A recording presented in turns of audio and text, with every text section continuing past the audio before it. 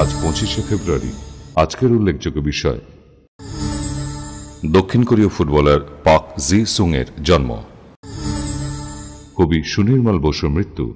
সুনির্মল বসু জন্মগ্রহণ করেন 20শে জুলাই 1902 খ্রিস্টাব্দে, মৃত্যু 25শে ফেব্রুয়ারি 1957 খ্রিস্টাব্দে।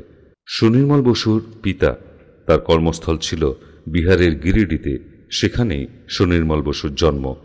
ছোটবেলা সাঁওতাল পরগনা মনোরম প্রাকৃতিক পরিবেশ তার মনে কবিতা রচনায় অনুপ্রেরণা জাগায়। রচিত তার প্রথম কবিতা প্রবাসী পত্রিকায় প্রকাশিত হয়।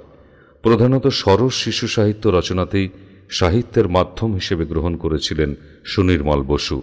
1920 খ্রিস্টাব্দে পাটনা বিশ্ববিদ্যালয় থেকে ম্যাট্রিক পাশ করে কলকাতা সেন্ট পলস কলেজে ভর্তি হন।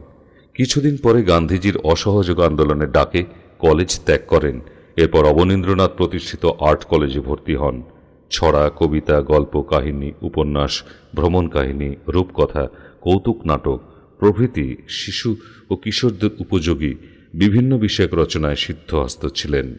তার প্রথম প্রকাশিত কাব্য ও কবিতা গ্রন্থের নাম হাওয়ার দোলা।